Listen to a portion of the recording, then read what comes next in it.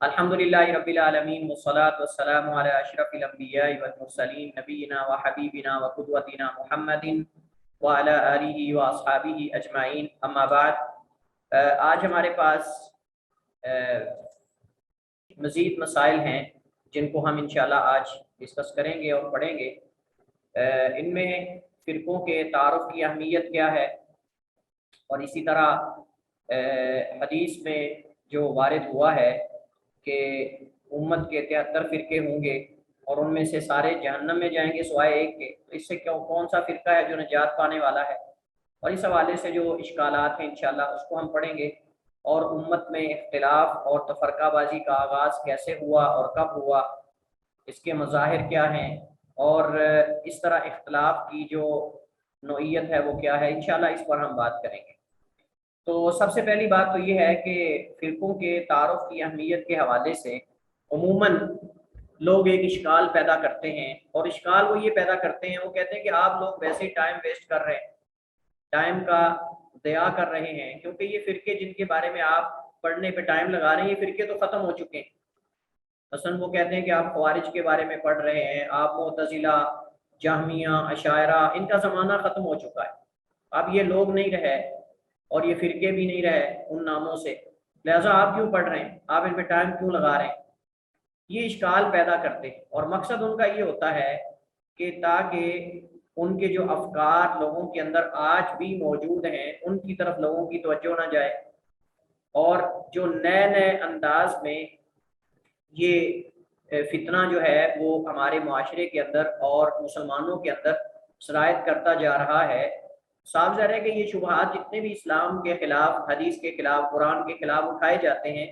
یہ شبہات قدیم ہیں، بہت پرانے ہیں، البتہ ان کو شکل نہیں دے دی جاتی ہے۔ آپ دیکھ لیں کوئی بھی ایسا شبہ جو منکرین حدیث پیدا کرتے ہیں یا پیش کرتے ہیں اشکال، یا مخالفین مستشرقین، وہ آپ کو ماضی میں مل جائے گا، وہ آپ کو ماضی میں اس کی کوئی نہ کوئی صورت مل جائے گی۔ الگ بات ہے کہ اس کو نئے انداز میں پالش کر کے پیش کر دیتے ہیں، الفاظ دیگر الفاظ بدل کر اس کو پیش کر دیتے ہیں، وگرنہ حقیقت میں یہ شبہ قدیم ہے، یہ جدید نہیں ہے۔ اس کا مطلب پھر یہ ہوا کہ جب یہ شبہات وہاں سے لیتے ہیں تو ان کو پڑھنا ضروری ہے، کیونکہ جس قدر ان کا رد علماء نے، سلف صالحین نے کیا ہے اس قدر ہم نہیں کر سکتے، کیونکہ ان فتنوں کے، ان شبہات کے آغاز کو انہوں نے دیکھا ہے اور ان کا رد انہوں نے کیا ہے، ہمیں مل جائے گا، اور وہ رد ایسا ہے جو کافی اور شافی ہے۔ تو اس وجہ سے ہم سب سے پہلے تو دیکھیں کہ یہ نئی فکر، اس کی اصل کہاں ہے، کہاں سے انہوں نے یہ لی ہے فکر، یہ شبہ انہوں نے کہاں سے لیا ہے۔ اس کے بعد آپ جب تعین کر لیں گے کہ یہ فلاں فرقے کا یا فلاں جو ہے وہ لوگوں کا شبہ ہے، تو آپ اس کے متعلق پھر علماء کی، قدیم علماء کی کلام پڑھیں گے، اور ان کو پڑھنے سے آپ کو جو ہے، ان کی کلام پڑھنے سے آپ کو اس کا رد ملے گا، اور ایسا رد ہے کہ جو مدلل ہوگا۔ تو یہ کہنا کہ یہ فرقے ختم ہو چکے ہیں اور ان کو پڑھنے کی ضرورت نہیں ہے اور یہ تو دنیا سے جا چکے ہیں، تو یہ ایسا سوال ہے جو فضول ہے۔ تو صحیح بات یہ ہے کہ اس موضوع کی بہت بڑی اہمیت ہے، اور یہ ایک مغالطہ ہے جو دیا جاتا ہے کہ ان فرقوں کو پڑھنے کی اب حاجت نہیں رہی، اب یہ فرقے ہیں ہی نہیں۔ تو اس کے پیچھے یا تو جہالت ہے یا بدنیتی ہے، اور بدنیتی کا مطلب یہ کہ بگاڑ پیدا کرنا مزید امت کے اندر، کیونکہ اعتبار ان فرقوں میں ان کے بنانے والوں یا ان کے زمانے کے گزرنے کا نہیں ہوتا، بلکہ اس چیز کا اعتبار ہے کہ آیا ان کی فکر آج موجود ہے کہ نہیں، جو ان کے عقائد و نظریات تھے کیا وہ آج ہمارے معاشرے کے اندر، اسلام کے، مسلمانوں کے اندر کیا وہ موجود ہیں کہ نہیں، جو اسلام کا دعویٰ کرنے والے لوگ ان کے اندر کیا یہ موجود ہیں کہ نہیں۔ تو یقیناً جتنے بھی افکار، نظریات اور باطل عقائد اس وقت لوگوں کے اندر تھے، آج بھی وہ مختلف صورتوں میں، نئے نئے انداز میں وہ ہمارے معاشرے کے اندر رونما ہو رہے ہیں، پیدا ہو رہے ہیں، لوگ ان کو لے رہے ہیں۔ مثال کے طور پر معتزلہ ہیں، اب معتزلہ کے جو غیبیات کے بارے میں میں نے بتایا تھا کہ جو معتزلہ ہیں یہ اکثر غیبیات کا انکار کرتے ہیں، اکثر غیبیات کا انکار کرتے ہیں، اور جن کو مانتے ہیں ان میں بھی یہ تعویل کرتے ہیں۔ تو اس وجہ سے آپ دیکھیں کہ معتزلہ جو ہیں یہ عقل کو زیادہ مقدم کرتے ہیں، اس وجہ سے نقل اور خبر اور حدیث کو رد کر دیتے ہیں. بہت ساری حدیث پہ لوگوں نے رد کیا. اور جو آج منکرین حدیث جو ہیں وہ شبہات پیدا کرتے ہیں، یا ملحدین، حتیٰ کہ ملحدین اور مستشرقین جو اسلام کے خلاف شبہات پیدا کرنے کی کوشش کرتے ہیں، اشکالات پیدا کرتے ہیں، وہ اکثر معتزلہ سے ہی ماخوذ ہوتے ہیں. اکثر وہ معتزلہ کے شبہات میں سے ہی شبہات ہیں، بس یہ ہے کہ ان کو الفاظ کو بدل دیا جاتا ہے.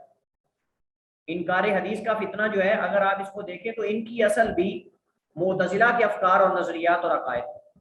تو کہیں نہ کہیں آپ اگر جو اس دور میں تکفیری فرقے ہیں، لوگوں کی تکفیر کرنے والے، مسلمانوں پہ کفر کے فتوے لگانے والے جو ہیں، ان میں بہت سارے ایسے ہیں جن کی اصل خوارج سے ہے. اب خوارج اس نام سے، اس انداز سے تو جماعتیں موجود نہیں ہیں، لیکن ان کی فکر تو موجود ہے تکفیر کی، نئے انداز میں موجود ہے، وہ داعش کی صورت میں ہو یا وہ کسی اور کی صورت میں ہو. تو اس کا مطلب یہ ہوا کہ پھر اگر یہ مختلف صورتوں میں ان کے افکار اور نظریات موجود ہیں تو یقیناً اس کے پڑھنے کی اہمیت ہے. اور اہمیت یہ ہے کہ ہم ان کو سمجھیں گے، نئے جو ان کے افکار ہیں نئے الفاظ میں ان کی نشاندہی کر سکیں گے. دوسری وجہ یہ کہ اہمیت جن سے اس علم کو پڑھنے کی واضح ہوتی ہے وہ یہ کہ ان لوگوں نے امت مسلمہ میں برے افکار پھیلا دیے. یہ خود تو کسی مجبوری کے سبب ان پر عمل پیرا ہونے سے قاصر رہے. جب ان لوگوں نے، مثلا معتزلہ نے، اشاعرہ نے، کئی لوگوں نے افکار پھیلائے، اس وقت حکومت کے زور کی وجہ سے، علماء کے زور کی وجہ سے یہ ان کو اعلانیہ طور پہ تو ظاہر نہیں کر سکے. لیکن آج اگر ان افکار سے متاثر ہو کر وہ لوگ ان کو لیتے ہیں جن کے پاس اختیار ہے، قدرت ہے، پاور ہے، ریاست ہے، حکومت ہے، تو وہ نقصان دے سکتے ہیں امت کو. اور ہوا بھی ایسے، اور ایسے ہوا بھی ہے. آپ دیکھ لیں کہ یہ جو معتزلہ کا فتنہ تھا، یہ جو خلافت بنی عباس کے اندر مامون الرشید جو ہے، اس نے سب سے پہلے جب فلسفے کی کتابوں کے ترجمے کیے تو اس وقت سب سے پہلا جو فتنہ مسلمانوں کو جس کا سامنا کرنا پڑا وہ فتنہ خلق قرآن تھا. اب اس کا آغاز تو بہت پہلے سے ہو چکا تھا، لیکن آپ دیکھیں جب مامون الرشید جب اس فتنے سے متاثر ہوا تو اس نے دیکھیں اسلام کو، مسلمانوں کو کیا نقصان پہنچایا. جو علماء اہل سنت تھے ان کو مارا گیا، بعض کو قتل کر دیا گیا، شہید کروا دیا گیا، بعض کو کوڑے مارے گئے، مختلف ان کے قید و بند میں رکھا گیا، جیسے امام احمد بن حنبل ہیں، اس کے علاوہ محمد بن نوح ہیں، کئی اور علماء ہیں جن کے ساتھ یہ انہوں نے برا سلوک کیا. اور اس کے بعد آپ دیکھ لیں کہ بعد کے زمانوں میں اشاعرہ کا فتنہ ہے. اب اشاعرہ کے فتنے سے کتنے لوگ متاثر ہوئے. صلاح الدین ایوبی، آپ دیکھ لیں، صلاح الدین ایوبی جو ہے بہت بڑا مسلمانوں کے بادشاہوں میں سے بادشاہ ہے، اور تاریخ میں اس کا ایک نام ہے، بیت المقدس کو فتح کرنے والوں میں اس کا نام ہے. لیکن اشری عقیدے سے متاثر تھا، اشاعرہ کے عقیدے سے متاثر تھا، اور باقاعدہ بھرپور اس نے ترویج کی، ان کی کتابوں کی جو ہے وہ کتابوں کی طباعت کی، باقاعدہ لائبریریز بنائی. تو یہ اصل میں کہ ایک بسا اوقات یہ لوگ فتنہ پھیلا کر اپنے افکار کو چھوڑ کے چلے جاتے ہیں. اپنی زندگی میں تو وہ ان کو زیادہ پھیلا نہیں سکتے، اپنی زندگی میں تو ان پر عمل درآمد نہیں کروا سکتے، لیکن ہو سکتا ہے کہ کوئی بادشاہوں میں سے جو اختیار کے مالک لوگ آتے ہیں، صاحب اقتدار لوگ آتے ہیں، وہ اس سے متاثر ہو جائیں. اور جب وہ متاثر ہو جائیں گے تو متاثر ہونے سے وہ امت کو نقصان زیادہ دے سکتے ہیں بنسبت عوام کے. آپ دیکھ لیں اس کی سب سے بڑی اگر آپ مثال دیکھنا چاہتے ہیں اس وقت تو مصر کے اندر آپ دیکھ لیں کہ اشاعرہ اپنی فکر چھوڑ کے چلے گئے، ماتریدیہ اور اشاعرہ. لیکن آج اس وقت جامعہ ازہر جو بہت بڑی یونیورسٹی ہے وہاں مصر کے اندر، اس میں جتنی تعلیمات ہیں عقائد کی، وہ سارے عقائد اشاعرہ اور ماتریدیہ کے پڑھائے جاتے ہیں. سارے اشاعرہ اور ماتریدیہ کے عقائد، وہ فکر لے کر لوگ پوری دنیا میں پھیل رہے ہیں. اور باقاعدہ وہاں مفتی جو ہے وہ ماتریدی اور اشری ہے. اسی طرح آپ دیکھ لیں پاکستان کے اندر دیکھ لیں آپ، یہ لوگ جو ہیں وہ بہت آگے جا چکے ہیں جو ایسے نظریات اور عقائد رکھتے ہیں. یہ چیزوں کا اثر ہے، اگرچہ صاحب فکر وقتی طور پر اس سے متاثر اتنا نہیں کر سکتا مذہبی طبقے کے زور کی وجہ سے، لیکن بعد میں اس سے لوگ متاثر ہو جاتے ہیں. اب اس کی ایک میں دور حاضر میں اگر آپ کو مثال دوں تو یہ غامدی صاحب ہیں. اب غامدی صاحب انکار حدیث کے اندر بہت سارے شبہات پیدا کر رہے ہیں وہ حدیث کی حجیت کے بارے میں. اب ہو سکتا ہے اس وقت کو اتنا زیادہ نقصان نہ دیں، لیکن ہو سکتا ہے ان کے بعد ایک زمانہ آئے لوگ پورا ایک ان کا فرقہ اس کے نام سے بن جائے. اسی طرح وہ اسحاق جالوی ہے، وہ جال والا جو ہے اسحاق مولوی صاحب، اس نے کیا فتنہ صحابہ کے بارے میں تبرہ کی. اس طرح اور کئی جو ہے وہ اس نے حضرت معاویہ کے بارے میں رضی اللہ تعالیٰ عنہ کے بارے میں، حضرت عثمان کے بارے میں، کئی اور حدیث کے بارے میں کئی جگہوں پر اشکالات پیدا کیے ہیں. تو مقصد یہ ہے کہ اگرچہ وقتی طور پر یہ لوگ اپنی فکر کو اس پہ عمل درآمد نہیں کروا سکتے یا اتنا زیادہ اس کو پروموٹ نہیں کر سکتے، لیکن بعد میں ہو سکتا ہے کسی زمانے میں جو اقتدار کے مالک لوگ ہیں وہ اس سے متاثر ہو جائیں. تو اس اعتبار سے امت کو زیادہ نقصان ہو سکتا ہے. آج کل دیکھ لیں صوفیزم ہے اور خارجیت ہے، اس سے کتنے لوگ متاثر ہیں. اس وجہ سے ضروری ہے کہ ان فرقوں کی نشاندہی کی جائے جو دور حاضر میں قدیم فرقوں کے افکار کو پھیلا رہے ہیں. ان لوگوں کی نشاندہی کی جائے، ان کے جو نظریات ہیں ان کو نئے انداز میں جو وہ پیش کر رہے ہیں اس کو سامنے امت کے لایا جائے، یہ ضروری ہے. فرقوں کا تعارف اور اجتماعیت کی طرف بلانا فرقہ ناجیہ اہل سنت کی تعداد میں اضافے کا سبب ہے. ان فرقوں کے تعارف سے اور امت کو اتفاق اور اتحاد کی طرف بلانے اور تفرقہ بازی سے ڈرانے میں امت کے جو فرقہ ناجیہ نجات پانے والا فرقہ اہل سنت کا ہے اس میں اضافہ ہوگا، تعداد بڑھے گی. یہ بھی اس موضوع کی اہمیت کو واضح کرتی ہے چیز. صحیح عقیدہ اور منہج کی طرف بلانے کا عمل ترک کرنے اور مخالفین کے مفاسد کی نشاندہی نہ کرنے میں امر بالمعروف اور نہی عن المنکر کے فریضے کو ترک کرنا. اگر ہم یہ منہج ان کو پڑھنا چھوڑ دیں، ان پر رد کرنا چھوڑ دیں، تو یہ تو امر بالمعروف نہی عن المنکر کے خلاف ہے، اور یہ فریضہ ہر امتی کا فریضہ ہے. باطل فرقوں پر رد نہ کرنے سے ان کو اپنے باطل افکار پھیلانے کا موقع ملتا ہے، میدان خالی کرنا ہے. اس وجہ سے ان کا کافی شافی رد جو ہے وہ ضروری ہے، کیونکہ اگر آپ میدان کو خالی چھوڑ دیں گے، ان کو پڑھیں گے نہیں، ان پر رد نہیں کریں گے، ان کے جدید جو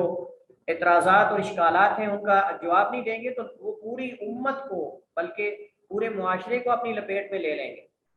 اور اس وجہ سے علماء کرام فرماتے ہیں کہ باطل جتنی کوششیں کرتا ہے اہل اسلام کو اس سے ڈبل کوششیں کرنی چاہیے، پھر وہ رد کر سکتے ہیں. جدید دور میں آپ میڈیا کا دیکھ لیں، میڈیا کے اندر اگر لوگ نہیں آئیں گے ایسے کہ جو ان لوگوں کے ان ہتھکنڈوں کا اور اس باطل کا رد کریں گے، تو بہت تیزی سے مسلمانوں کے اندر یہ شبہات اور یہ چیزیں پھیل جائیں گی. تو بہرحال یہ چیزیں جو ہیں وہ اس علم کی اہمیت کو واضح کرتی ہیں. قرآن کریم اور احادیث میں باقاعدہ جو ہے وہ اتفاق اور اتحاد کی جو ہے وہ تلقین کی گئی ہے، ترغیب دلائی گئی اور حکم دیا گیا ہے متفق رہنے کا، اتفاق و اتحاد سے رہنے کا، اور تفرقہ بازی سے، اختلاف سے اور ٹوٹ پھوٹ کا شکار ہونے سے روکا گیا ہے. اور بلکہ باقاعدہ آپ حدیث جانتے ہیں کہ نبی کریم علیہ الصلوۃ والسلام نے فرمایا کہ کسی مسلمان کے لیے لائق نہیں کہ اپنے مسلمان بھائی سے 3 دن سے زیادہ قطع کلامی وہ کرے، 3 دن سے زیادہ اپنے مسلمان بھائی سے وہ قطع کلامی کرے. اس قدر جو ہے وہ شریعت کے اندر اس موضوع پر یا اس چیز پر زور دیا گیا ہے کہ 3 دن سے زیادہ مسلمان سے بائیکاٹ کرنا یا مطلب اس سے قطع کلامی کرنا بغیر کسی شرعی عذر کے یہ جائز نہیں ہے، یہ جائز نہیں ہے. بلکہ ایک حدیث کے اندر آتا ہے کہ سب کو معاف کر دیا جاتا ہے سوائے ان کے جو آپس میں ایک دوسرے سے لڑے ہوئے. بعض ایسے ہیں کہ ان کا اعمال نامہ پیش ہوتا ہے، اور سوائے ان لوگوں کے جو آپس میں اختلاف کا شکار ہوتے ہیں. مختلف مفاہیم ہیں احادیث کے، مفہوم میں ذکر کر رہا ہوں معنی حدیث کا، وگرنہ حدیث اس طرح کی موجود ہے. تو جن نصوص کے اندر اتفاق کی ترغیب دلائی گئی ہے، اتفاق کا حکم دیا گیا ہے، متفق جسد واحد کی طرح رہنے کا، اور اختلاف سے، فرقت سے، فرقے سے، تفرقہ بازی سے، تفرقوں میں بٹنے سے، فرقوں میں بٹنے سے جو ہے وہ روکا گیا ہے، اس کے بارے وعید وارد ہوئی ہے. ان میں قرآن میں بھی دلائل ہیں، احادیث میں بھی. ہم چند ایک قرآن سے اور احادیث سے دلائل جو ہے وہ پڑھتے ہیں. سب سے پہلے اللہ تعالیٰ کا فرمان ہے وَأَنَّ هَذَا صِرَاطِي مُسْتَقِيمًا فَاتَّبِعُوهُ وَلَا تَتَّبِعُوا السُّبُلَ، اور بے شک یہ میری راہ صراط مستقیم سیدھی راہ ہے، فاتبعوا بس تم اس کی پیروی کرو، یعنی یہی راستہ ہے جو سیدھا راستہ ہے اور یہ میرا راستہ ہے جس پر میں چل رہا ہوں، فاتبعوا تم اس کی پیروی کرو، اتباع کرو، ولا تتبعوا السبل اور دوسرے راستوں کی پیروی نہ کرو، اور اگر تم اس پہ چل پڑو گے فتفرق بکم تو تمہیں یہ جو ہے وہ جدا کر دیں گے اس راستے سے جو میرا راستہ ہے، صراط مستقیم ہے، سیدھی راہ ہے، اس سے تمہیں بہت دور تک لے جائیں گے، کوسوں دور کر دیں گے، اور پھر تم اس راستے پر چلنے سے قاصر ہو جاؤ گے، عاجز ہو جاؤ گے، فتفرق بکم تو یہ تم کو اس سیدھی راہ سے جدا کر دیں گے، اگر تم ٹیڑھی راہوں میں پڑ جاؤ گے۔ اس کی تفصیل اور وضاحت نبی کریم علیہ السلام کی حدیث میں آ رہی ہے کہ اللہ کے نبی علیہ السلام نے ایک خط مستقیم سیدھی لائن لگائی، سیدھا خط کھینچا اور کچھ ٹیڑھے خط بنائے، اور پھر آپ نے اس کی مثال اس آیت کا مصداق وہ حدیث کے اندر آپ نے بتایا کہ صراط مستقیم کیا ہے، اور یہ جو سبل ہیں، ٹیڑھی راہیں ہیں، راستے اس کے علاوہ جو جہنم کی طرف لے کے جاتے ہیں، گمراہی کی طرف لے کے جاتے ہیں، وہ کون سے ہیں؟ اللہ تعالیٰ فرماتا ہے فتفرق بکم عن سبیلی، تو وہ اللہ کی راہ سے تمہیں جدا کر دیں گے، ذالکم وصاکم بہ لعلکم تتقون، یہ ہے وہ جس کی تمہیں وصیت کی ہے اللہ تعالیٰ نے، لعلکم تتقون تاکہ تم ڈر جاؤ، اللہ تعالیٰ تمہیں تاکید کرتا ہے تاکہ تم بچ جاؤ، یعنی ان ٹیڑھی راہوں سے۔ دوسرے مقام پہ اللہ تعالیٰ فرماتا ہے وَاعْتَصِمُوا بِحَبْلِ اللَّهِ جَمِيعًا وَلَا تَفَرَّقُوا، اور اللہ تعالیٰ کی رسی کو مضبوطی سے پکڑ لو اور جدا جدا نہ ہو، فرقوں میں نہ بٹ جاؤ، ٹولیوں میں نہ بن جاؤ، گروہوں میں نہ بٹ جاؤ، بلکہ ایک گروہ بن کر جو کہ اہل سنہ کا گروہ اور جماعت ہے اس کے اندر جڑے رہو، ایک امیر کی اطاعت میں جو ہے وہ جڑے رہو اور اتفاق کے ساتھ رہو، ایک منہج پر رہو، ایک عقیدے پر رہو، ایک طریقے پر رہو، اور وہ طریقہ کتاب و سنت کا ہے۔ تیسرے مقام پہ اللہ تعالیٰ فرماتا ہے ان الذین فرقوا دینہم وکانوا شیعا لست منہم فی شیء، کہ بے شک وہ لوگ فرقوا دینہم جنہوں نے اپنے دین کو جدا جدا کر لیا، دین کے حصے بنا لیے، کل حزب بما لدیہم فرحون، ہر جماعت ان میں سے جو ان کے پاس ہے اس پر خوش اور راضی اور قناعت کر رہے، ہر ایک سمجھ رہا ہے کہ میں حق پر ہوں اور میں ہی جنتی ہوں، ہر ایک سمجھ رہا ہے کہ میں ہی جو ہے وہ سیدھی راہ پر ہوں اور باقی سب ٹیڑھی راہوں پہ، کل حزب بما لدیہم فرحون، اور ہر گروہ ان میں سے، ہر ٹولی، ہر گروپ جو ہے وہ فرقہ اپنے آپ کو صحیح سمجھ کر خوش ہو رہا ہے، ان کے پاس جو منہج اور عقیدہ اس پہ خوش ہیں، وہ مطمئن ہیں، وہ سمجھتے کہ ہم جنتی ہیں اور ہم نجات پانے والے۔ اللہ فرماتا ہے کہ بے شک وہ لوگ جنہوں نے دین کو جدا جدا کر دیا، لست منہم فی شیء، اور کئی گروہوں میں بٹ گئے، وقالوا شیعا، کئی گروہوں میں بٹ گئے، لست منہم فی شیء، تو کسی چیز میں بھی ان کے ساتھ نہیں،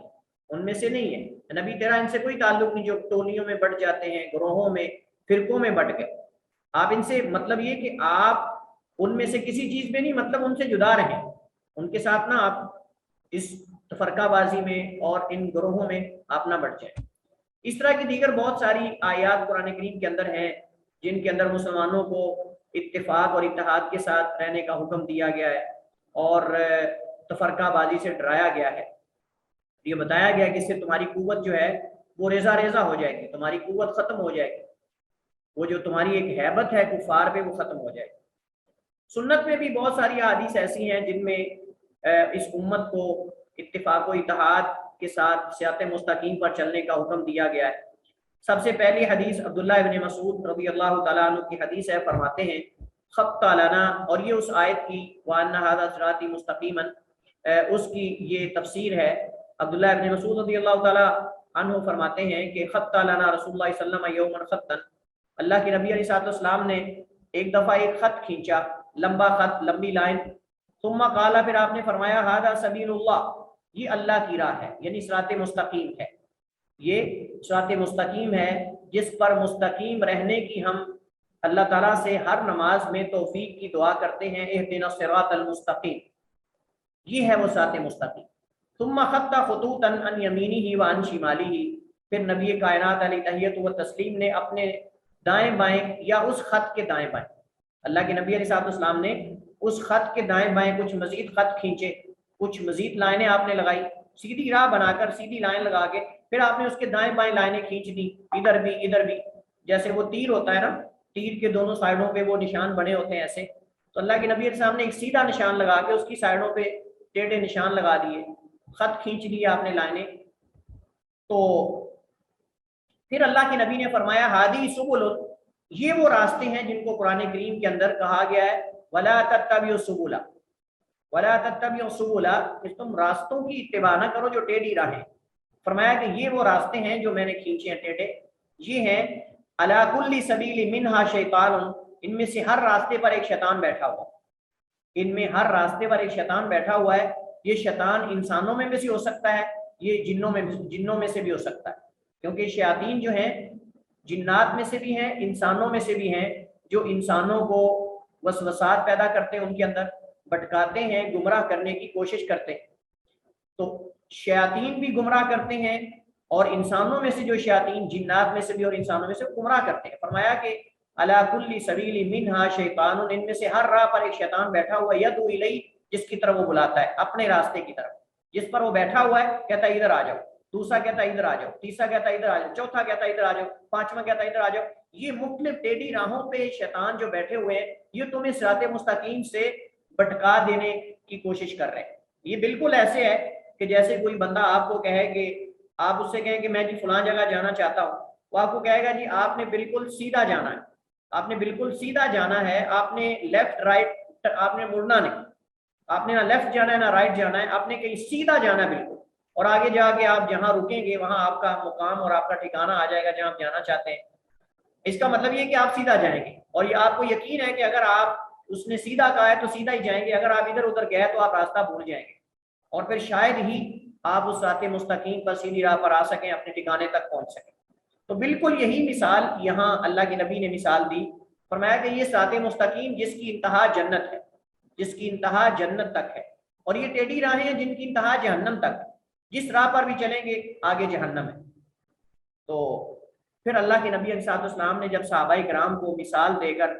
سمجھایا، اس کے ساتھ ہی آپ نے پھر یہ قرآن کی آیت پڑھی جو ابھی ہم نے پیچھے پڑھی ہے، وَأَنَّ هَذَا صِرَاطِي مُسْتَقِيمًا فَاتَّبِعُوهُ وَلَا تَتَّبِعُوا السُّبُلَ فَتَفَرَّقَ بِكُمْ عَنْ سَبِيلِهِ. پھر اللہ کے نبی نے یہ آیت مبارکہ جو ہے اس کی تلاوت فرمائی. یہ سنن دارمی کی حدیث ہے اور حسن درجے کی روایت ہے. حضرت ارباب بن ساریہ رضی اللہ تعالیٰ عنہ کی معروف حدیث، لمبی حدیث ہے، جس میں ہم نے شاید پہلے بھی یہ پڑھی تھی کہ وہ فرماتے ہیں کہ اللہ کے نبی علیہ السلام نے ہمیں خطبہ دیا، ہمیں واعظ کیا، اور اس واعظ کے اندر ایسا تھا کہ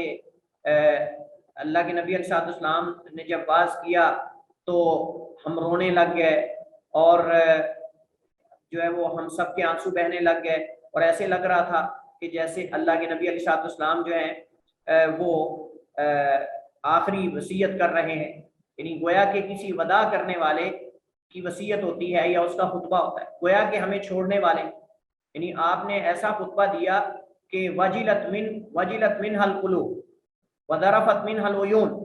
اس سے دل ڈر گئے، آنکھیں بہہ پڑی، اتنا اللہ کے نبی نے جو ہے وہ درد بھرا دردناک خطبہ دیا. تو اس خطبے کا ایک حصہ یہ ہے، اللہ کے نبی علیہ السلام نے فرمایا اوصیکم بتقوی اللہ، اوصیکم بتقوی اللہ، میں تمہیں اللہ تعالیٰ کے تقوی کی وصیت کرتا ہوں، اللہ سے ڈر جاؤ، والسمع والطاعہ، اور سننے اور اطاعت کرنے کی وصیت کرتا ہوں، نصیحت کرتا ہوں کہ اپنے امیر کی بات کو سنتے رہو اور اس کی اطاعت کرتے رہو. وَإِنْ عَبْدًا حَبَشِيًّا، اگرچہ کوئی حبشی غلام بھی تمہارا امیر بنا دیا جائے تو تم اس کی بھی اطاعت کرو، اس کی بات کو بھی سنو، فرما برداری کرو اس کی. فَإِنَّهُ، کیونکہ من یعیش منکم، جو من یعیش منکم، فَإِنَّهُ من یعیش منکم بعدی، جو تم میں سے زندہ رہے گا میرے بعد، فَسَيَرَى اخْتِلَافًا كَثِيرًا، تو بس وہ عنقریب دیکھے گا بہت زیادہ اختلاف اس امت میں. پھر اس وقت کیا کرنا ہے؟ فرمایا فَعَلَيْكُمْ بِسُنَّتِي وَسُنَّةِ الْخُلَفَاءِ الرَّاشِدِينَ المہدیین الراشدین، بعض حدیث میں من بعدی، کہ تم اس کے بعد جو ہے میری سنت کو لازم پکڑ لو، اور آپ کی سنت سے مراد کتاب و سنت ہے. وَسُنَّةِ الْخُلَفَاءِ الرَّاشِدِينَ المہدیین، بعض میں ہے المہدیین الراشدین، بعض احادیث میں مقدم ہے الخلفاء الراشدین المہدیین من بعدی، کہ تم میرے بعد جو میرے ہدایت یافتہ اور جو رشد و ہدایت کا منبع خلفاء راشدین ہیں، ان کی تم جو ہے وہ سنت پہ چلو، ان کے طریقے پر. تمسکوا بہا، اس کو لازم پکڑ لو. وعضوا بالنواجذ، اور دانتوں کے ساتھ اسے مضبوطی سے پکڑ لو. یہ تمسکو کی تاکید ہے، یہ تمسکو کی تاکید ہے، مبالغہ ہے کہ تم اس کو مضبوطی سے تھام لو، اتنا مضبوطی سے تھام لو جیسے آپ داڑھوں سے کوئی چیز تھامتے ہو، چونکہ انسان کے منہ کے اندر دانتوں میں سب سے مضبوط چیز داڑھیں ہیں، اور داڑھوں سے جو انسان مضبوطی سے تھام سکتا ہے نا چیز، وہ سامنے والے دانتوں سے نہیں تھام سکتا۔ اور یہ مبالغہ نبی کریم علیہ السلام کی طرف سے استمساک بالکتاب و سنہ کی طرف رہنمائی کرنے کا، کہ اتنا کتاب و سنت کو لازم پکڑو مضبوطی سے کہ تمہیں شبہات کوئی پیدا کرے، تمہیں لالچ دے،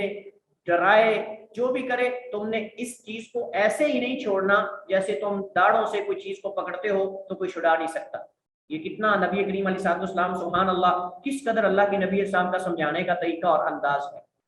فرمایا تمسکوا بہا، اس کو مضبوطی سے تھام لو، اور پھر تاکید کی، فرمایا وعضوا علیہا بالنواجذ، داڑھوں کے ساتھ مضبوطی سے پکڑ لو، جیسے تم کوئی چیز داڑھوں سے پکڑتے ہو نا، وہ کوئی چھڑا نہیں سکتا، سامنے والے دانتوں سے چھڑانا ممکن ہے، فرمایا ایسے مضبوطی سے تھام لو۔ وَإِيَّاكُمْ وَمُحْدَثَاتِ الْأُمُورِ، اور دین اسلام کے اندر نئی نئی چیزیں ایجاد کرنے سے بچ کے رہنا، خبردار کہ تم ایسا کام کرو۔ فَإِنَّ كُلَّ مُحْدَثَةٍ بِدْعَةٍ، ہر نئی چیز دین اسلام کے اندر بدعت ہے، وہ اس کو حسنہ کا نام دو یا سیئہ کا نام دو، وہ حسنہ کا نام دو سیئہ کا، ہر بدعت گمراہی ہے۔ وَكُلُّ بِدْعَةٍ ضَلَالَةٍ، وَكُلَّ بھی پڑھ سکتے ہیں اور وَكُلُّ بھی پڑھ سکتے ہیں، اِنَّا پر عطف اگر کریں گے تو وَكُلَّ بِدْعَةٍ ضَلَالَةٍ، اور ہر بدعت جو ہے وہ گمراہی ہے۔ اسی طرح حضرت حذیفہ بن یمان رضی اللہ تعالی عنہ کی حدیث ہے، نبی کریم علیہ السلام حضرت حذیفہ بن یمان کو اللہ کے نبی علیہ السلام نے فرمایا تلزم جماعت المسلمین و امامہم، کہ جب امت میں اختلاف پیدا ہو جائے اور تفرقوں میں امت بٹ جائے تو اس وقت فرمایا کہ تلزم جماعت المسلمین و امامہم، تو مسلمانوں کی جماعت اور ان کے امام کو لازم پکڑو، مسلمانوں کی جماعت کے ساتھ جڑے رہو اور امام کی امامت میں، اس کی اطاعت میں لگے رہو۔ قل تو میں نے کہا فَإِن لَمْ يَكُنْ لَهُمْ جَمَاعَةٌ وَلَا إِمَامٌ، اللہ کے رسول اگر کوئی جماعت بھی نہ ہو اور کوئی امام بھی نہ ہو، سارے الگ الگ ٹولیوں میں ہیں، اہل سنہ کی جماعت ہی مجھے نظر نہیں آ رہی، فرمایا فَاعْتَزِلْ تِلْكَ الْفِرَقِ كُلِّهَا اور تِلْكَ الْفِرَقَ كُلِّهَا اور كُلَّهَا، ان سب فرقوں سے جدا ہو جاؤ، ان سب فرقوں کو چھوڑ دو۔ پھر وَلَوْ أَن تَعَضَّ بِأَصْلِ شَجَرَةٍ، اگرچہ تم جو ہے تمہیں کسی درخت کی جڑ کیوں نہ چبانی پڑے، یعنی کسی درخت کی جڑ چبانے کا مطلب یہ ہے اگرچہ تمہیں وہاں جا کے جو ہے وہ اس کا سہارا کیوں نہ لینا پڑے۔ حتیٰ یدرکک الموت، یعنی تم صحرا میں چلے جاؤ، ان سے تنہا ہو جاؤ، اگرچہ تمہیں وہاں کھانے پینے کو کچھ نہ ملے، صرف درختوں کی جڑیں اور اثر کھا کے تم گزارا کرو یا ان کے نیچے بیٹھ کے گزارا کرو، لیکن تم نے یہ ہے کہ پھر ان کے ساتھ نہیں رہنا، ٹھیک ہے، تم علیحدہ ہو جاؤ، تنہا ہو جاؤ، تمہیں ڈر ہو، خوف ہو، جو بھی ہے، کھانے کو نہ ملنے کا ڈر ہو، پھر بھی تم ان کے ساتھ نہیں جڑنا، تم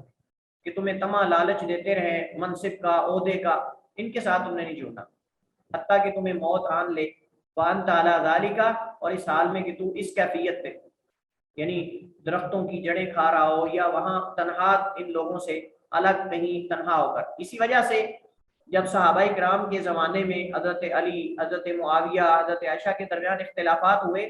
حضرت سعد بن ابی وقاص رضی اللہ تعالیٰ عنہ بڑے جلیل القدر صحابی ہیں، عشرہ مبشرہ میں سے ہیں، حضرت سعد بن ابی وقاص رضی اللہ تعالیٰ عنہ اپنے باغ میں جا کے تنہا ہو کر بیٹھ گئے، تو کسی نے کہا کہ آپ اللہ کے نبی کے بڑے جلیل القدر صحابی ہیں اور آپ مستجاب الدعوات ہیں اور آپ بہادر بھی ہیں، آپ اپنی تلوار کا استعمال کیوں نہیں کرتے، آپ ان میں سے کسی کے ساتھ شریک کیوں نہیں ہوتے؟ انہوں نے فرمایا کہ مجھے نبی کریم علیہ السلام نے یہ وصیت کی تھی، فرمایا کہ جب مسلمانوں کے اندر اختلاف پیدا ہو جائے تو اپنے باغ کے اندر اپنے جو ہے وہ بکریوں کے اندر اپنی تلوار کو توڑ دو اور وہاں جا کے اپنے کام کاج میں لگ جاؤ، ان لوگوں کے ساتھ جو ہے وہ شامل نہ ہونا، تو میں نبی کائنات کی وصیت پہ عمل کر رہا ہوں۔ اس وجہ سے جب صحابہ کرام کے درمیان اختلافات ہوئے تو اس میں جو ہے وہ کچھ لوگ تو اس میں شامل ہو گئے، یعنی فریقین میں سے کسی کے ساتھ اجتہاد کرتے ہوئے، یعنی جن لوگوں نے سمجھا کہ علی حق پر ہیں وہ علی کے ساتھ شامل ہو گئے، جن لوگوں نے سمجھا کہ حضرت معاویہ حق پر ہیں حضرت عثمان کے خون کے قصاص کا مطالبہ کرنے میں، وہ ان کے ساتھ شامل ہو گئے، سارے مجتہد تھے۔ جن لوگوں نے سمجھا کہ یہ ایک فتنہ ہے، جن لوگوں نے سمجھا، صحابہ کرام نے سمجھا کہ یہ فتنہ ہے اور نبی کریم علیہ السلام نے اس سے علیحدہ رہنے کا حکم دیا ہے، تو وہ الگ ہو گئے، انہوں نے نہ علی کا ساتھ دیا نہ معاویہ کا ساتھ دیا رضی اللہ عنہم جمیعاً۔ تو یہ سب کا اجتہاد ہے۔ ان میں سے حضرت سعد بن ابی وقاص بھی تھے، ان میں سے ایک حضرت سعد بن ابی وقاص رضی اللہ تعالیٰ عنہ بھی تھے، جو ان فتنوں میں شامل نہیں ہوئے اور وہ تنہا اپنے باغ میں چلے جاتے تھے اور وہاں جا کے کھجوروں کو لگانے کا، اتارنے کا، ان کی دیکھ بھال کرنے کے کام میں لگے رہتے تھے۔ حضرت انس بن مالک کی چوتھی حدیث ہے اس حوالے سے۔ حضرت انس بن مالک رضی اللہ تعالیٰ عنہ فرماتے ہیں رسول اللہ صلی اللہ علیہ وسلم نے فرمایا ان بنی اسرائیل افترقت علی 71 فرقہ، جو بنی اسرائیل تھے وہ 71 فرقوں میں بٹ گئے۔ وَإِنَّ أُمَّتِي سَتَفْتَرِقُ عَلَى 72 فرقہ، اور میری امت جو ہے وہ 72 فرقوں میں بٹ جائے گی۔ كُلُّهَا فِي النَّارِ، سارے کے سارے آگ میں ہوں گے، إِلَّا وَاحِدَةً، سوائے ایک کے، وَهِيَ الْجَمَاعَةُ، اور یہی جماعت ہے۔ یہ الف لام تخصیص کے لیے ہے، یعنی الجماعت مخصوص جماعت ہوگی،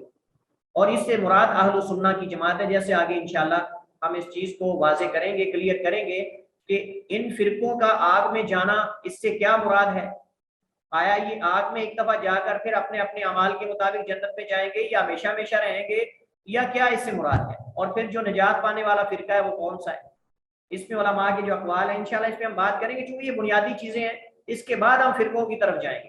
اور پھر ہمارا موقف ان فرقوں کے بارے میں کیا ہونا چاہیے۔ تو یہ چیزیں پہلے سے کلیئر ہونی چاہیے، تاکہ ہم جب ان فرقوں کا تعارف پڑھیں تو یہ چیزیں ہمارے سامنے پہلے سے موجود ہوں کہ اختلاف کتنا مذموم ہے، تو فرقہ بازی کس قدر قابل مذمت ہے، اور امت کے اندر اتفاق و اتحاد سے رہنا کس قدر مدح اور قابل ستائش اور قابل تعریف ہے۔ انشاءاللہ اس پہ ہم بات کریں گے۔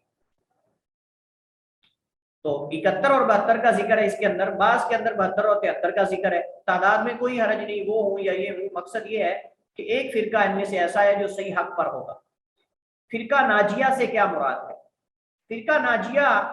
سے مراد اہل سنہ ہے راجح قول کے مطابق۔ میں نے پہلے بھی یہ ذکر کیا تھا کہ ان کو ناجیہ کیوں کہتے ہیں، کیونکہ حدیث میں ہے کلھا فی النار الا واحدہ، سارے کے سارے آگ میں جائیں گے یہ فرقے سوائے ایک کے، یعنی وہ جنت میں جائے گا، یعنی نجات پانے والوں میں سے ہوگا۔ اس وجہ سے اس کو ناجیہ کہتے ہیں، اور اس فرقے کو اہل سنہ کی جماعت کو طائفہ منصورہ بھی کہتے ہیں۔ جیسے ہم نے پچھلے عقیدے کے اندر ہم نے آغاز میں اہل سنہ کے جو نام ہیں ان کے بارے میں ہم نے کلیئر کیا تھا کہ اہل سنہ کو اہل سنہ بھی کہتے ہیں، اور ان کو اہل الحدیث بھی کہتے ہیں، اور ان کو جو ہے وہ فرقہ ناجیہ بھی کہتے ہیں، اور ان کو طائفہ منصورہ بھی کہتے ہیں۔ الطائفۃ المنصورہ یعنی ایسی جماعت جو کہ حق پر غالب رہے گی اور حق کے ساتھ غالب رہے گی، اور اللہ ان کی مدد کرتا رہے گا۔ تو اس حدیث سے ان کو اخذ کیا گیا، اور ناجیہ اس حدیث سے اخذ کیا گیا نجات پانے والا فرقہ۔ اور اب اس کے بارے میں مختلف اقوال ہیں۔ بعض علماء کہتے ہیں کہ اس فرقہ ناجیہ سے مراد مسلمانوں کی اکثریت مراد ہے، کہ اکثریت مسلمانوں کی جس مذہب اور منہج پر ہوں گے وہ اصل میں فرقہ ناجیہ ہے۔ لیکن ہم نے کہا کہ یہ صحیح نہیں ہے، کیونکہ اللہ تعالیٰ نے قرآن کریم میں اکثریت کو گمراہ کہا ہے، متعدد مقامات پہ اللہ تعالیٰ نے اکثریت کو گمراہ کہا ہے۔ وَمَا يُؤْمِنُ أَكْثَرُهُم بِاللَّهِ إِلَّا وَهُمْ مُشْرِكُونَ، وَمَا يُؤْمِنُ أَكْثَرُهُم بِاللَّهِ إِلَّا وَهُمْ مُشْرِكُونَ، اور نہیں ان میں سے اکثر ایمان لاتے مگر شرک کرنے والے بھی ہوتے ہیں۔ اس کے علاوہ کئی اور مقامات پہ اللہ تعالیٰ نے اکثریت کی مذمت کی ہے۔ لہٰذا یہ کہنا کہ وہ زیادہ ہیں لہٰذا وہ حق پر ہیں، یہ قاعدہ کوئی قاعدہ نہیں ہے، یہ قاعدہ کوئی قاعدہ نہیں ہے کہ اگر ہم یہ قاعدے کو اپلائی کریں گے تو اہل مکہ زیادہ تھے، نبی کریم علیہ الصلوۃ والسلام اکیلے تھے۔ دعوت کا جب آپ صلی اللہ علیہ وسلم نے آغاز کیا اسلام کی دعوت کا، توحید کی دعوت کا، تو آپ اکیلے تھے، اور یہی دلیل اہل مکہ نے دی تھی، یہی دلیل اہل مکہ نے دی تھی۔ اہل مکہ نے کیا کہا تھا؟ اہل مکہ نے کہا تھا کہ جی ہم سارے تیرے باپ دادا اور تیرے تائے، کوئی چاچا ہے، کوئی کچھ ہے، چچا ہے، خاندان کے ہیں، ہم سارے کئی صدیوں سے جو ہے وہ یہ کام کرتے آ رہے ہیں، اور ہم سارے غلط ہیں اور آپ اکیلے سچ پہ اور حق پہ ہو، یہ کیسے ہو سکتا ہے؟ یہ دلیل انہوں نے دی، اور یہی دلیل آج کا مشرک دیتا ہے، یہی دلیل آج کا گمراہ شخص دیتا ہے۔ جب آپ کہو کہ جی قبروں کا طواف کرنا، قبروں کی پوجا کرنا، ولیوں سے مانگنا، وسیلہ ڈالنا یہ جائز نہیں، تو یہی دلیل وہ دیتے ہیں، کہتے ہیں یہ ساری دنیا کر رہی، غلط کر رہی ہے۔ اس طرح تو آپ پورے پاکستان کے لوگوں کو جو ہے وہ مشرک کہیں گے، اور آپ یہ ساری دنیا غلط کر رہی، فلاں کر رہا ہے، فلاں کر رہا ہے، فلاں کر رہا ہے۔ تو بھائی اگر کوئی کنویں کے اندر کالی بھیڑیں چھلانگ لگا رہی ہیں تو آپ بھی پیچھے چھلانگ لگا دیں گے، یہی تو اصل میں تقلید ہے۔ علماء حدیث، بعض علماء کہتے ہیں کہ اس سے مراد علماء حدیث اور مجتہدین مراد ہیں، لیکن ہم نے کہا کہ اس کا مطلب پھر یہ ہوگا کہ جو حدیث اور حدیث کے عالم اور مجتہدین ہیں وہ جنت میں جائیں گے، باقی کوئی بھی جنت میں نہیں جائے گا، تو یہ موقع بھی صحیح نہیں۔ مسلمانوں کی بعض نے کہا کہ مسلمانوں کی وہ جماعت جو کسی امیر کی عمارت میں متفق ہو، تو اس کا مطلب یہ کہ اگر وہ امیر سے اختلاف کرتے ہیں تو وہ سارے جہنم میں جائیں گے، یا لازمی کہ وہ جہنم کے اندر جائیں گے؟ ہو سکتا ہے امیر جو ہے وہ امیر عمارت کا مستحق نہ ہو، یا ہو سکتا ہے وہ ایک خاص علاقے کا ہو دوسرے علاقے کا نہ ہو۔ اب امیر تو 2 بندوں کے بھی بن کے بیٹھے ہوئے، امیر تو 4-10 بندوں کے بھی بن کے بیٹھے ہوئے، اپنے آپ کو امیر سمجھ رہے ہیں، تو جو بندہ اس کی عمارت سے نکل جائے گا اس کا مطلب یہ ہے کہ وہ جہنمی ہے، وہ نجات پانے والا نہیں ہے۔ لہٰذا یہ قول بھی ہم کہیں گے کہ یہ قول بھی مردود ہے اور اس کا کوئی اعتبار نہیں۔ چوتھا قول یہ ہے، اور یہ راجح ہے، چوتھا قول یہ ہے کہ مسلمانوں کی اس سے مراد فرقہ ناجیہ سے یا طائفہ منصورہ سے مراد مسلمانوں کی وہ جماعت ہے جو کتاب و سنت کو مضبوطی سے تھامنے والی اور سلف صالحین کے منہج کو اختیار کرنے والی ہے۔ ان کی تعداد ملک اور زمانے کی کوئی قید نہیں، نہ تو تعداد کی کوئی قید ہے کہ جی اتنے ہوں تو پھر ہیں، نہیں، ملک کے ساتھ بھی خاص نہیں کہ جی سعودی عرب والے جنت میں جائیں گے اور باقی ملکوں کی کوئی بھی لوگ جنت میں نہیں جائیں گے، یا سب سے بڑے اہل سنت تو وہ ہیں جو پاکستان میں بریلوی حضرات ہیں، اس کے علاوہ تو اہل سنت تو ہو سکتا ہی نہیں۔ یہ جو اہل سنت جس سے مراد کتاب و سنت پہ عمل کرنے والے لوگ ہیں، اس کا کسی زمانے کے ساتھ، کسی ملک کے ساتھ، تعداد کے ساتھ کوئی تعلق نہیں، یہ بات ذہن میں رکھیں۔ کہیں بھی پوری دنیا میں اگر کوئی جماعت ایسی ہے جو کتاب و سنت پہ عمل کرنے والی ہے تو وہ جنت میں جائیں گے، وہ فرقہ ناجیہ بھی ہے، وہ طائفہ منصورہ بھی ہے، تو لہٰذا اس کو ہم نہ تو تعداد کے ساتھ خاص کر سکتے ہیں، نہ ملک کے ساتھ اور نہ زمانے کے ساتھ۔ کسی بھی وقت میں جب کوئی جماعت ایسی آئے گی تو راجح یہی ہے، راجح قول یہی ہے کہ یہ جو طائفہ منصورہ یا فرقہ ناجیہ ہے یہ تعداد ملک اور زمانے کے ساتھ خاص نہیں، بلکہ پوری دنیا کے جس کونے میں بھی ایسی جماعت پائی جائے جو کتاب و سنت اور سلف صالحین کے منہج پر چلنے والی ہو تو وہ انشاءاللہ فرقہ ناجیہ ہے اور طائفہ منصورہ ہے، اور انشاءاللہ وہ جنت میں ہے، اور ہم اللہ تعالیٰ کی ذات سے امید کرتے ہیں، اور ہم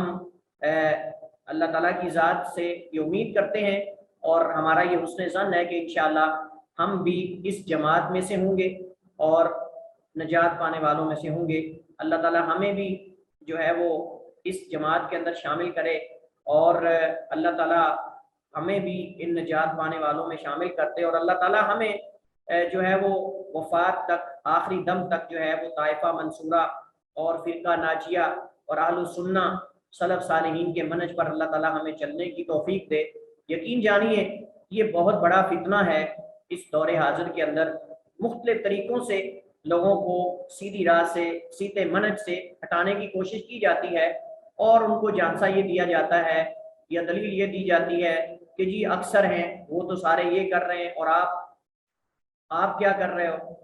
مختلف قسم سے ڈرایا بھی جاتا ہے، لالچ بھی دیے جاتے ہیں، اور کبھی جو ہے وہ تقارب کا دعویٰ لے کر کے جی مسالک اور جو ہے وہ ادیان کے درمیان باہمی ہم آہنگی ہونی چاہیے، تقارب ہونا چاہیے، یہ مختلف دعوے لے کر لوگوں کو سلف صالحین کے منہج اور اہل الحدیث اور اہل السنہ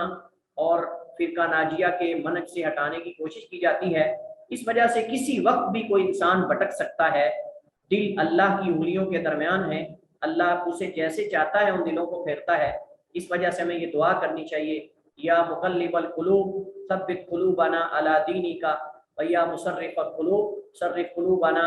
الی طاعتک و الی دینک، یہ ہمیں کثرت سے دعا کرتے رہنا چاہیے۔ اور یہ جو ہم نے آخری موقف اختیار کیا ہے کہ یہ تعداد ملک اور زمانے کے ساتھ خاص نہیں بلکہ کتاب و سنت پر عمل کرنے اور سلف صالحین کے منہج پر چلنے کے ساتھ خاص ہے، اس کی دلیل کیا ہے؟ جامع ترمذی کی حدیث ہے، اللہ کے نبی علیہ السلام نے فرمایا وَإِنَّ بَنِي إِسْرَائِيلَ، یہاں وہ میں نے جو آپ کو پہلے بتایا نا کہ بعض احادیث میں 71 کا ذکر ہے، 71 فرقوں کا، بعض میں 72 کا ہے کہ یہ امت 73 فرقوں میں بٹ جائے گی، اور بنی اسرائیل 72 فرقوں میں 72 فرقوں میں بٹ گئے، اور بعض میں 71 اور 72 کا ذکر ہے۔ کوئی حرج نہیں، یہ تعارض نہیں ہے، یہ تعارض نہیں ہے، المہم ان فرقوں میں سے ایک فرقہ نجات پانے والا ہے۔ تو فرمایا وَإِنَّ بَنِي إِسْرَائِيلَ تَفَرَّقَتْ عَلَىٰ 72 مِلَّةٍ، جو بنی اسرائیل ہے وہ 72 گروہوں میں بٹ گئے، वतफ्तरिकु उम्मती अला 73 मिल्लतन, और मेरी उम्मत 73 ग्रोहों में बढ़ जाएगी, कुल्लुहुम फिन्नार, सारे के सारे आग में है, इल्ला मिल्लतन वाहिदतन, मगर एक जमात, एक ग्रोह जो है वो जहन्नम में नहीं जाएगा। तो कालू साहबा ने कहा वमन हिया या रसूल अल्लाह, और कौन है ये ग्रोह और जमात जो जन्नत में जाएगी? तो फरमाया मा अना अलैहि व अस्हाबी, वो इससे मुराद हैं जो इस पर चलने वाले हैं जिस पर मैं और मेरे साहबा हैं, यानी माँ उस चीज पर चलने वाले जिस पर मैं और मेरे सहाबा हैं, और मुराद किताब व सुन्नत है, और मुराद किताब व सुन्नत। और इस हदीस के अंदर आखिरी जो अल्फाज है ना, मा अना अलैहि व अस्हाबी, इससे साबित होता है कि मा अना अलैहि किताब व सुन्नत मुराद है, और अस्हाबी से मुराद सलफ सालेहीन का मनहज और तरीका। सलफ सालेहीन में सबसे पहले सरे फहरिस्त जो लोग आते हैं वो सहाबाई कराम हैं, वो सहाबाई कराम हैं।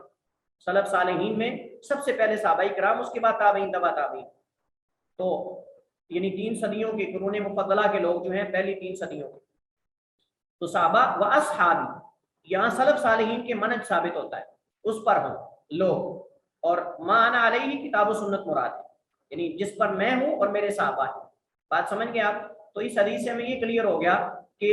ये जमात जो नजात पाने वाली है, इससे मुराद वो कौन लोग हैं? मुराद जो अल्लाह के नबी अलैहिस्सलाम की सुन्नत और कुरान और सहाबा के मनहज और तरीके पर, सलफ साली के तरीके पर चलने वाले। और ये जामे तिरमिज़ी की हदीस है, हसन दर्जे की। ये गुज़श्ता हदीस का ही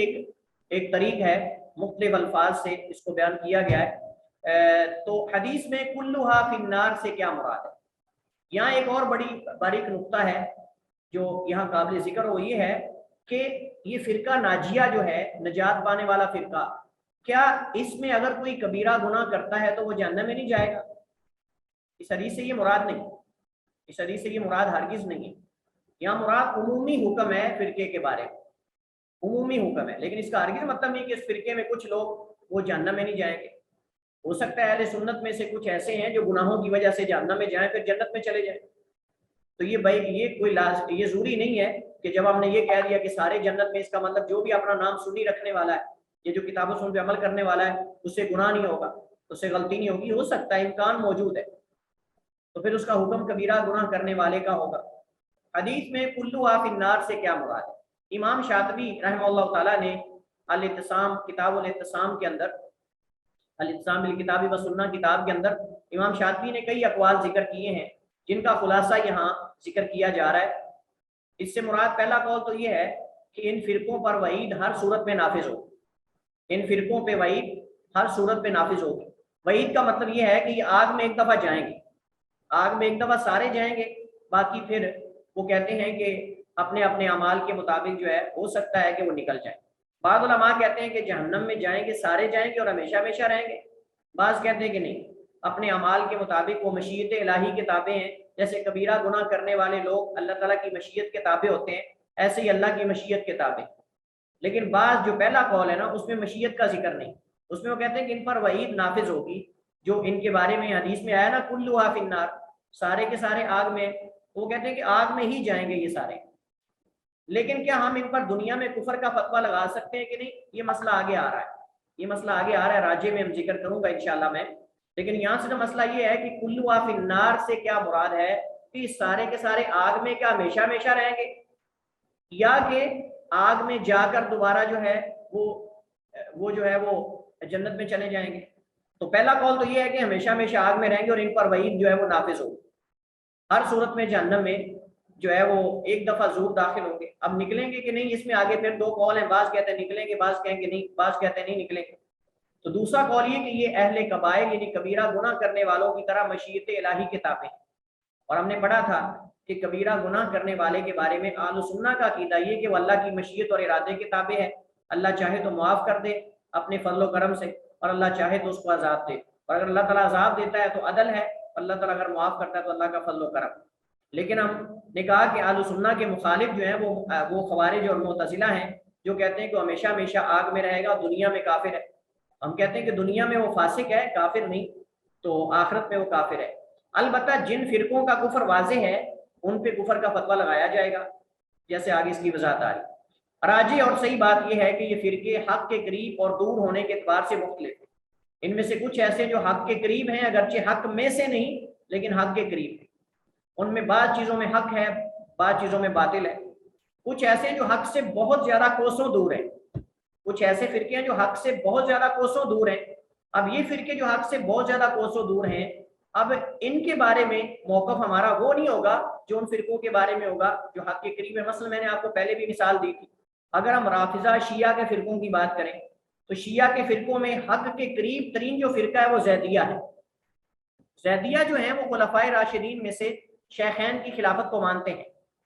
شیخین کی خلافت کو مانتے ہیں، ابو بکر و عمر شیخین کو، اور ان کو گالی نہیں دیتے صحابہ کرام کو، بس یہ ہے کہ وہ علی کو مقدم مانتے ہیں عثمان سے، ان کے فضائل کو زیادہ مقدم مانتے ہیں، بس فضیلت میں ان کو مقدم مانتے ہیں۔ اس طرح اگر ہم خوارج میں چلے جائیں تو خوارج میں نے آپ کو بتایا تھا کہ جو عبادیہ ہیں، عبادی فرقہ جو اس وقت عمان کے اندر ہے، اس وقت جو عمان ہے نا، عمان،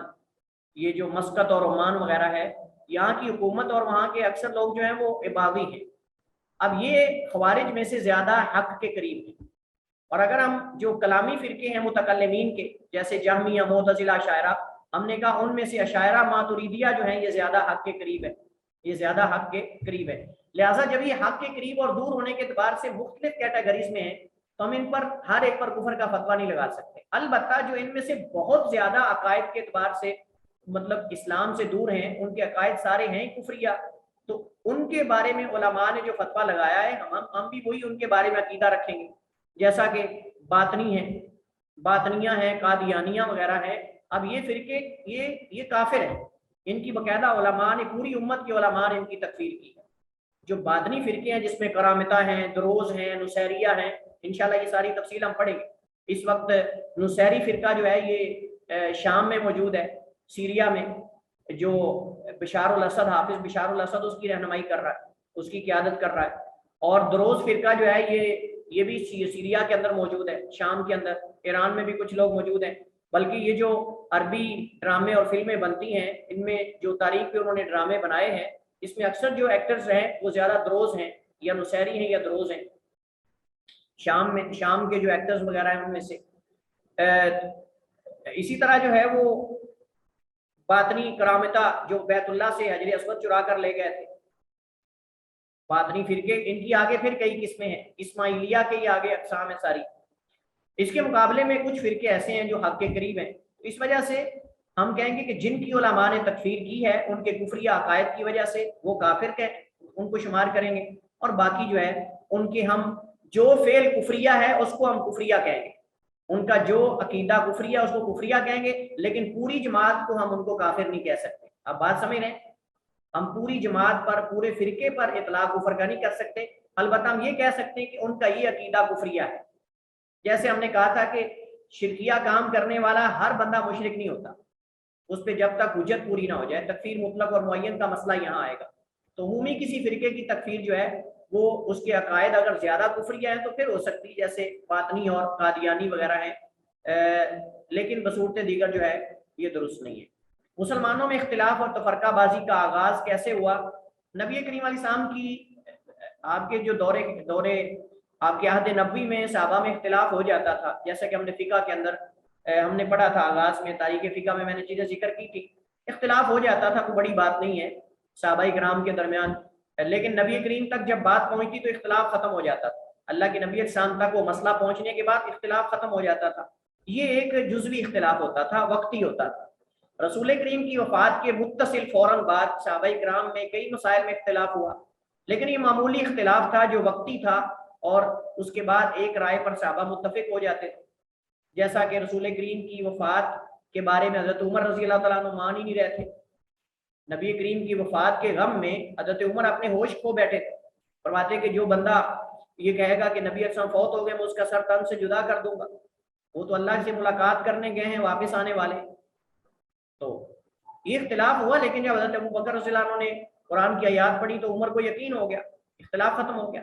اللہ کے نبی کے کفن دفن کے بارے میں اختلاف ہوا تھا کہ آپ کو کپڑے اتار کر غسل دیا جائے یا کپڑوں کے اندر غسل دیا جائے، کفن میں کیا کیا ہونا چاہیے۔ اس طرح آپ کے دفن کے اندر اختلاف ہوا کہ آپ کو کہاں دفن کیا جائے، تو حضرت ابو بکر رضی اللہ عنہ نے حدیث بیان کی کہ اللہ کے نبی نے فرمایا کہ انبیاء کو ان کی جگہ پہ، ان کے جہاں فوت ہوتے ہیں وہاں دفن کیا جاتا ہے، تو اتفاق ہو گیا. اس کے بعد خلیفہ کے تعین میں انتخاب میں اختلاف ہوا لیکن وقتی تھا, ختم ہو گیا. اس کے بعد ابو بکر کے ہاتھ پر سب نے بیعت کر لی. اس کے بعد جیش اسامہ کے بارے میں اختلاف ہوا کہ اللہ کے نبی نے حضرت اسامہ بن زید کو بھیجا تھا لشکر دے کر حضرت زید بن حارثہ کا بدلہ لینے کے لیے جنگ موتا میں جو شہادت ہوئی تھی صحابہ کی. تو کیا اس کو روانہ کیا جائے یا ابھی روکا جائے, کیونکہ مسلمان ابھی تک تو نبی کی وفات ہے, نبی علیہ السلام کی, اور ابھی آغاز ہے, ہو سکتا ہے کوئی کافر حملہ کر دیں, تو ہم لشکر اگر بھیج دیں گے تو مدینہ کا دفاع کون کرے گا. اس میں اختلاف ہو گیا. حضرت عمر کی رائے یہ تھی کہ جیش اسامہ کو روانہ نہ کیا جائے. حضرت ابوبکر رضی اللہ عنہ تعالیٰ فرماتے تھے کہ میں نبی علیہ السلام نے جو حکم دیا ہے اس کو میں روک نہیں سکتا. وہ آپ واقعہ معروف ہے, جانتے ہیں. پھر انہوں نے روانہ کر دیا, اللہ نے برکت پیدا کر دی ابوبکر کے اجتہاد میں. وہ فتح یاب فاتح بن کر آئے اور ساتھ مال غنیمت بھی لے کر آئے. مانعین زکوٰۃ کے بارے میں کیا جہاد کیا جائے یا نہ کیا جائے, اس پہ اختلاف ہوا ابوبکر اور عمر کے درمیان, بعض صحابہ کے درمیان. لیکن اس کے بعد حضرت عمر کا سینہ اللہ نے وسیع کر دیا, سینہ کھول دیا, تو وہ بھی ابوبکر کے ساتھ موافق ہو گئے. اسی طرح وہ جو دوسرا مسئلہ تھا, پہلے بھی میں نے ذکر کیا, قرآن کو جمع کرنے کا مسئلہ, اس کے اندر بھی اختلاف ہوا ابوبکر رضی اللہ عنہ کے دور خلافت میں. اس کے بعد اتفاق ہو گیا. لیکن ان مسائل میں اختلاف کا اختتام فوری طور پر ایک رائے پر اتفاق کرنے سے ہو جاتا تھا, اور ہوا ہے. اس کے بعد اختلاف بڑھتا گیا, اس کا دائرہ کار وسیع ہوتا گیا. حضرت عثمان بن عفان رضی اللہ تعالیٰ عنہ کے عہد خلافت کے آخر اور علی رضی اللہ تعالیٰ عنہ کے عہد خلافت کے آغاز میں باقاعدہ مخالفین اور مفسدین میدان عمل میں آئے, جیسا کہ خوارج ہیں, رافضہ ہیں, جس کی تفصیل ہم گزشتہ سیمسٹر میں پڑھ چکے ہیں. تو یہ تفصیل ہے اس کی. اس کے بعد پھر اختلاف بڑھ گیا, قدریہ, جبریہ اور یہ ساری چیزیں جو ہے وہ سامنے ہیں. اختلاف امت کے چند مظاہر, یعنی وہ مقامات جہاں اختلاف ہوتا ہے, یہ مظاہر سے مراد وہ مشاہدات اور مقامات ہیں. یا تو عملی اختلاف ہوگا یا عقدی اختلاف ہوگا, یعنی عملی اختلاف ہوگا یا علمی اختلاف ہوگا. عملی اختلاف کی دو قسمیں ہیں, یعنی عملی اختلاف مطلب باقاعدہ تلواریں جنگیں ہوئی, تلواریں نکل آئیں نیام سے, ایک دوسرے کے خلاف اسلحہ تان لیا گیا, یہ عملی اختلاف ہے جن کے سبب مسلمانوں کے مابین جنگیں ہوئی. اور یہ اختلاف دو طرح کا ہے, یا تو عقیدے میں ہے یا سیاست میں ہے. عقیدے میں اختلاف جیسے رافضہ سے ہوا, معتزلہ سے, شاعرہ, خوارج وغیرہ, ان سے اختلاف ہوا حضرت علی کا. اس کے بعد خلافت بنی امیہ میں جو بنو امیہ کے خلفاء تھے وہ خوارج کے خلاف لڑتے رہے, معلب بن ابی صفرہ کی قیادت میں, ان کے بیٹے یزید کی قیادت میں. تو یہ جنگیں ہوتی رہیں. آپ نے تاریخ کے اندر یہ پڑھا ہوگا, نہیں پڑھا ہوگا تو پڑھا ہے, نہیں پڑھا تو پڑھ لیں. تو بہرحال یہ ایک تفصیل ہے جو تاریخ کے اندر موجود ہے. تو یہ عقدی اور سیاسی اختلافات ہیں. سیاسی اختلافات جیسے بنو امیہ اور بنو عباس کی جنگیں آپس میں ہوئی, اختلافات ہوتے رہے, قتل و غارت تک بھی سلسلہ پہنچا, بہت زیادہ لمبا چوڑا اختلاف ہوا. اس کے بعد بھی بادشاہوں کے درمیان اختلافات ہوتے رہے, بادشاہوں کے درمیان اختلافات ہوتے رہے مسلمانوں کے درمیان, جیسے کہ اشبیلیہ کے اندر, اندلس کے اندر اشبیلیہ, قرطبہ, سرخستہ, اور جو ہے وہ یہ جو دیگر علاقے ہیں اندلس کے, جو الگ الگ بادشاہتیں بٹی ہوئی تھی, بادشاہوں کا نظام تھا. ایک ہی اندلس کے اندر پتہ نہیں 20 بادشاہ تھے. تو سرخستہ کا ہے, کوئی قرطبہ کا ہے, کوئی اشبیلیہ کا ہے, کوئی جو ہے وہ کسی اور علاقے کا ہے, جزیرہ خضراء کا ہے. الگ الگ جو ہے وہ مسلمان بادشاہتوں میں بٹ گئے اور آپس میں ایک دوسرے کے ساتھ جنگیں بھی ہوتی. یہ سیاسی اختلافات ہیں. تو یہ عملی اختلاف کی صورتیں, عقیدے میں یا سیاست میں, اس کی دو صورتیں. آگے علمی اختلاف. علمی اختلاف میں کیا ہوتا ہے؟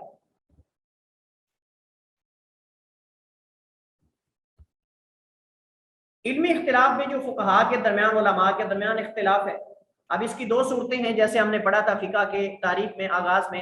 ہم نے کہا کہ یا تو یہ اختلاف دلیل کی بنیاد پہ ہے اور حق تک پہنچنے کے لیے ہے, حق تک پہنچنے کے لیے مجتہدین کا اختلاف ہے, کوئی حرج نہیں, دلیل کی بنیاد پہ اختلاف ہو جاتا ہے رائے میں, لیکن مقصد اس اختلاف کا حق لینا اور حق تک پہنچنا ہونا چاہیے, نہ کہ اپنی بات کو منوانا. کیونکہ جب اپنی بات کو منوانے کی بات آتی ہے نا, پھر تقلید اس کے نتیجے میں آتی,